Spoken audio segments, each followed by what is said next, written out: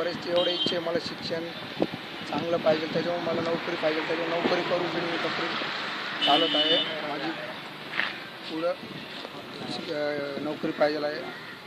नोकरी करायची तुला इच्छा आहे? मला नोकरी करायची इच्छा आहे. बरं.